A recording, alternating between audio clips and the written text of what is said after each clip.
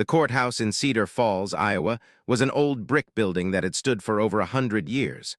Its halls smelled of wood polish and old paper. Its floors creaked with every step. On a gray Thursday morning in November, a woman walked through its front doors. Her name was Sergeant First Class Helen Byad, retired. She was 57 years old. Her hair was silver gray, pulled back in a tight bun. Her face was weathered but proud. She walked with a slight limp, a souvenir from a roadside bomb in Afghanistan 15 years ago. Today, she wore her army dress uniform. It was the first time she had worn it in 5 years. The fabric still fit, though tighter in some places than she remembered. The medals on her chest caught the light as she moved, a bronze star with valor, a purple heart, an Army Commendation Medal with 3 oak leaf clusters, and half a dozen others. She had earned every single one. But she was not here to celebrate her service. She was here to fight for her grandson. Helen's daughter, Sarah, had died 2 years ago from cancer. She had been only 32, a single mother, a fighter until the end. Before she died, Sarah had made Helen promise to take care of her son, Michael. He was 10 years old now, a quiet boy with his mother's eyes and a love for baseball. For 2 years, Helen had raised him. She had helped with his homework. She had coached his little league team. She had held him when he cried at night, missing his mother. Then 3 months ago, everything changed. Michael's father, a man named Dean Garrett, had reappeared. Dean had abandoned Sarah when Michael was 2 years old. He had never paid child support. He had never sent birthday cards. He had never once tried to see his son. But now Dean wanted custody. He had hired an expensive lawyer. He had claimed that Helen was too old, too unstable, too unfit to raise a child. He had painted her as a broken veteran with mental health issues. None of it was true, but Dean was smooth, he was charming, he knew how to manipulate the system. And his lawyer knew the judge. Helen had hired her own attorney, a young woman named Rebecca Tran who had just started her own practice. Rebecca was smart and passionate, but she was outmatched. She didn't have the connections or the experience to fight Dean's high-powered legal team. But she was the only lawyer Helen could afford. Now, as Helen walked into the courtroom, she felt the weight of everything pressing down on her.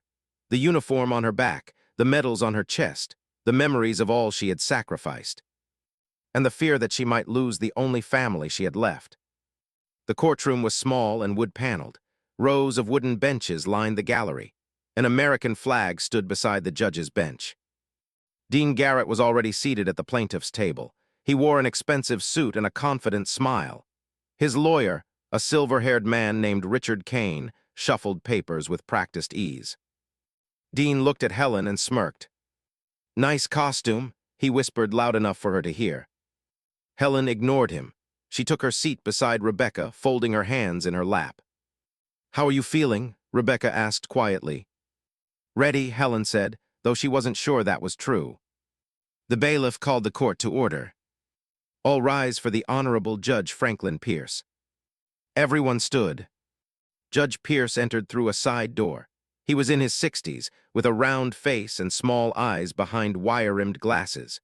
He moved with the casual authority of someone who had held power for a long time. Helen had never met him before, but she had heard things. He was known for being impatient.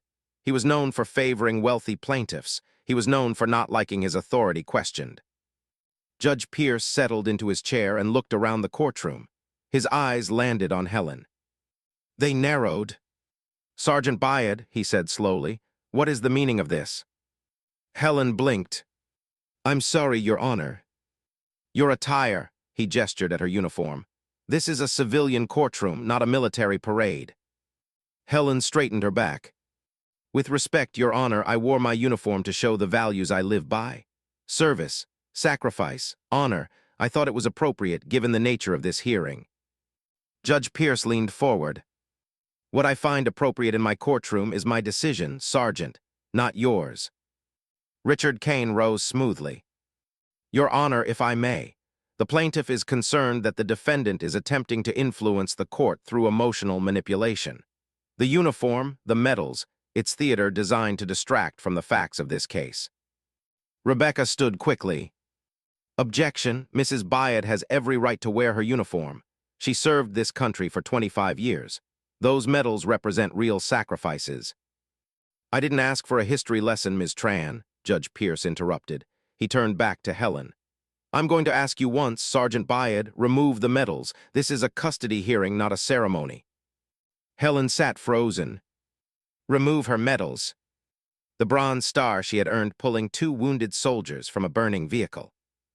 The Purple Heart she had received after shrapnel tore through her leg. The ribbons that represented decades of service to her country. Your Honor, she said slowly, these medals are part of my uniform. They represent who I am. I will not remove them. Judge Pierce's face hardened. Then I will hold you in contempt of court. The courtroom went silent. Dean Garrett smiled. And Helen Byad realized that the fight for her grandson had just become much harder. The words hung in the air like a blade. Contempt of court. Helen had faced enemy fire. She had survived explosions. She had held dying soldiers in her arms and still completed her mission. But this, being threatened for wearing the uniform she had bled in, felt like a wound of a different kind. Rebecca rose to her feet.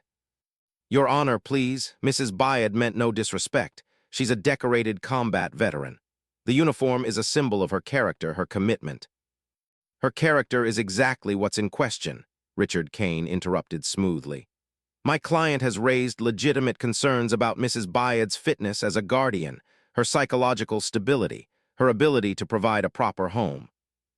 That's a lie, Helen said quietly. Judge Pierce slammed his gavel. You will not speak out of turn in my courtroom, Sergeant. Helen clenched her jaw. She could feel her heart pounding. The old training kicked in, stay calm, stay focused, don't let the enemy see your weakness. But this enemy wore a robe and sat on a bench, and she had no weapon to fight him with. Judge Pierce turned to Richard Kane. Counselor, proceed with your opening statement. Kane stood and buttoned his jacket. He walked slowly toward the jury box, though there was no jury here, just the judge. It was a performance. Everything about this man was a performance. Your Honor, this case is simple. My client, Dean Garrett, is the biological father of Michael Garrett. He has a legal right to custody of his son. The defendant, Mrs. Byad, has no biological relationship to the child. Helen felt her blood run cold. Furthermore, Kane continued, we have evidence that Mrs. Byad has displayed erratic behavior, nightmares, outbursts, symptoms consistent with post-traumatic stress disorder. Is this the kind of environment a 10-year-old boy should be raised in? Rebecca shot to her feet. Objection, counsel is presenting speculation as fact.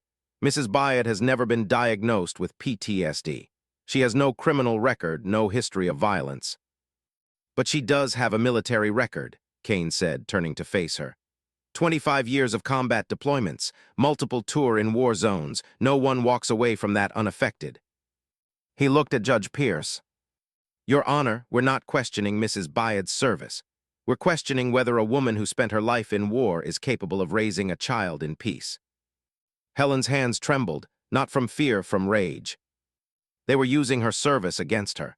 They were taking the best years of her life and twisting them into a weapon. Judge Pierce nodded slowly. I'll allow the line of questioning. Rebecca sat down, defeated. The hearing continued for 2 hours. Dean Garrett testified about his transformation, how he had found faith, built a successful business, and now wanted to be a father. He never mentioned the years of absence, the abandoned child support payments, the restraining order Sarah had filed against him after he showed up drunk at her apartment.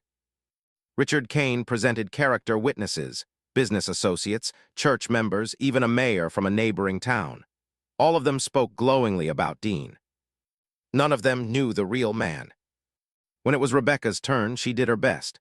She called neighbors who testified to Helen's kindness. She presented Michael's report cards, straight A's. She showed photographs of Helen coaching Little League, attending school plays, baking birthday cakes. But Judge Pierce seemed uninterested. He checked his watch. He shuffled papers. He barely made eye contact with the witnesses. The fix was in. Helen could feel it. Finally, Rebecca called her last witness. The defense calls Helen Byad.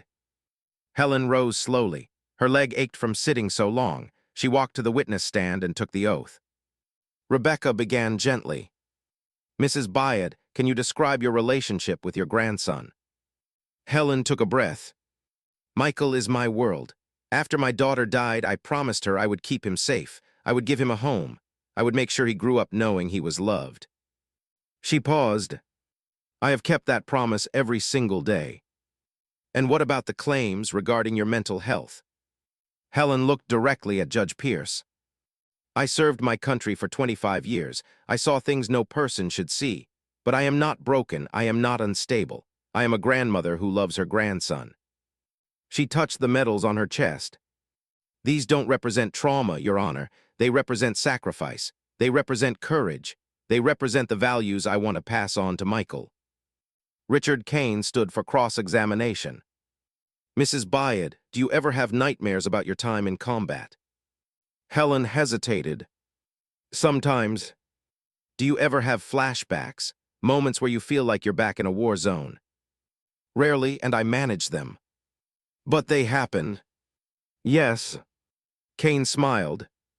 No further questions. Judge Pierce looked at the clock. We'll take a 30-minute recess. When we return, I'll hear closing arguments. He banged his gavel and stood. Helen sat in the witness chair, watching him go. She had told the truth. She had done everything right. But truth didn't seem to matter in this courtroom. The recess stretched on. Helen sat in the hallway on a hard wooden bench, staring at the floor. Rebecca paced nearby, her heels clicking on the tile. I'm going to file an appeal, she said. If Pierce rules against us, we'll take it to a higher court. Rebecca, Helen's voice was quiet. We both know how this is going to end. Rebecca stopped packing. I'm not giving up. I know you're not, and I'm grateful. Helen looked up at her young lawyer. But I've been in enough fights to know when the ground isn't in my favor. She touched her medals again, running her fingers over the bronze star. Maybe I shouldn't have worn the uniform. Maybe I gave him exactly what he wanted, an excuse to dismiss me. No, Rebecca sat down beside her. You wore it because it's who you are. Never apologize for that. Before Helen could respond, the courthouse doors burst open. A man strode through them like a force of nature. He was tall and broad-shouldered, with close-cropped gray hair and a face that looked like it had been carved from stone. He wore the full dress uniform of the United States Army, and on his shoulders were 3 silver stars. A lieutenant general. Behind him walked 2 aides, struggling to keep up with his pace. Behind them came a woman in a business suit, carrying a leather briefcase. Everyone in the hallway stopped to stare. The general's eyes swept the corridor. They landed on Helen. He walked straight toward her. Helen rose to her feet, confusion and recognition flooding through her at once. General Morrison. Lieutenant General Thomas Morrison stopped in front of her. For a moment, his hard face softened. Sergeant Byard, it's been a long time. Helen stood at attention, more out of instinct than anything else. Sir, what are you doing here? Morrison glanced at Rebecca, then back at Helen. I received a phone call 3 days ago. Someone told me what was happening, what they were trying to do to you. He turned to look at the closed courtroom doors. No one treats my soldiers like this, not while I'm still breathing. Rebecca stepped forward hesitantly. General, I'm Rebecca Tran. I'm Mrs. Byard's attorney. I don't understand. How do you know her? Morrison looked at the young lawyer. I was Helen Byard's commanding officer in Afghanistan. I was there the day she earned that bronze star. He pointed at the medal on Helen's chest. I was there when she ran into a burning vehicle under enemy fire to pull out 2 wounded soldiers. I was there when she refused medical evacuation until every member of her squad was accounted for. His voice hardened. And I was there when she received her Purple Heart, because a piece of shrapnel the size of my thumb was embedded in her leg, and she still kept fighting. He turned back to Helen. I'm not going to let some small-town judge erase what you sacrificed. Helen's eyes glistened. Sir, I don't want to cause trouble. Too late for that, Morrison looked at his aide. Is the file ready? The woman in the business suit stepped forward. Yes, sir, everything is prepared. She opened her briefcase and pulled out a thick folder stamped with military seals. Morrison took the folder and held it up. This is Helen Byard's complete service record. Every commendation, every evaluation, every letter of recommendation. He flipped it open. It also contains letters from 3 members of Congress, 2 former base commanders, and the current Secretary of the Army. Rebecca's eyes went wide. The Secretary of the Army. Helen saved his nephew's life in 2008. Morrison closed the folder. He wanted to come himself. I told him I'd handle it. The courtroom doors opened. The bailiff stepped out. Court is resuming. All parties please return. General Morrison straightened his uniform. Let's go. He walked toward the courtroom. Helen and Rebecca followed. As they entered, every head turned. Dean Garrett's confident smile faded. Richard Kane rose from his seat, confusion written across his face. And Judge Franklin Pierce stared at the 3-star general walking into his courtroom like he had just seen a ghost. What is the meaning of this? Pierce demanded. Who are you? General Morrison stopped in the center of the room. Lieutenant General Thomas Morrison, United States Army, and I'm here to make sure justice is served. Judge Pierce's face turned red. This is highly irregular. You can't just walk into my courtroom and... I can when a decorated war hero is being treated like a criminal for wearing her uniform. General Morrison's voice filled the room like thunder. I've been following this hearing, Your Honor. I've read the transcripts, and what I've seen is a disgrace. He walked toward the judge's bench, his boots echoing on the wooden floor. You demanded that this woman remove her medals, medals she earned through blood and sacrifice, medals that represent values this court should be upholding, not mocking. Pierce gripped his gavel. General, I don't care how many stars you have on your shoulders. This is a civilian court. You have no authority here. You're right, I have no legal authority in this room. Morrison stopped directly in front of the bench. But I have something else. I have the truth. He turned to his aide. Give him the file.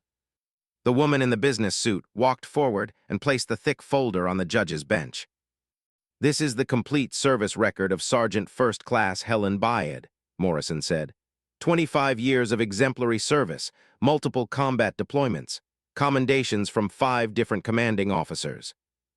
He pointed at specific sections. Letters of recommendation from members of Congress who have met her personally. A personal statement from the Secretary of the Army regarding her character and fitness. He leaned closer to the judge. And a psychological evaluation from the Army's top mental health professionals, conducted 2 years ago, stating that Helen Byad shows no signs of PTSD, no instability, and no unfitness for duty or for raising a child. Judge Pierce's face had gone pale. Richard Kane stood abruptly. Your Honor, this is completely improper. The defense can't just introduce new evidence in the middle of... Sit down, Mr. Kane. Morrison's voice cut through the room like a blade. Kane hesitated. I said sit down. Slowly, Kane sank back into his chair. General Morrison turned to face Dean Garrett. Dean shifted uncomfortably in his seat. His confident smile was long gone. Mr. Garrett, I know exactly who you are.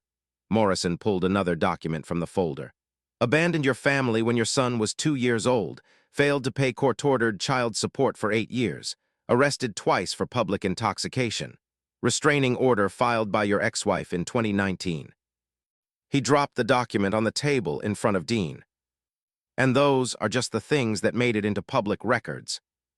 Dean's face twisted. You can't do this. This is... What? Unfair? Morrison's eyes were cold. You want to talk about unfair? Unfair is a woman who gave 25 years of her life to this country, who raised her daughter alone while serving overseas, who held her daughter's hand while she died of cancer, and now has to sit in a courtroom while a man who abandoned his own child tries to take her grandson away. He turned back to Judge Pierce. Your Honor, I'm not here to interfere with judicial proceedings. I'm here to make sure this court has all the facts.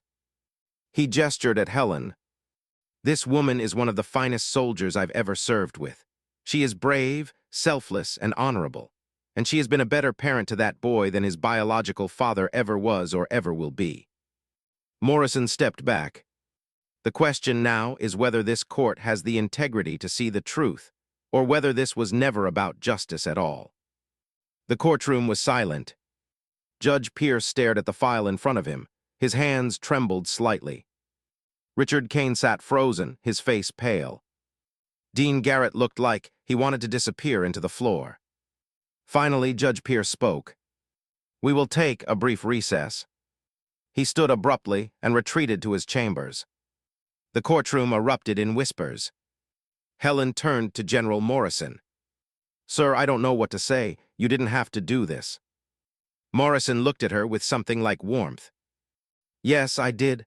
I've watched too many soldiers come home and be forgotten. I've seen too many people sacrifice everything for this country, only to be treated like they don't matter." He placed a hand on her shoulder. "You matter, Helen. Your service matters, and that boy needs you." Helen's eyes filled with tears. "Thank you, sir." Morrison nodded.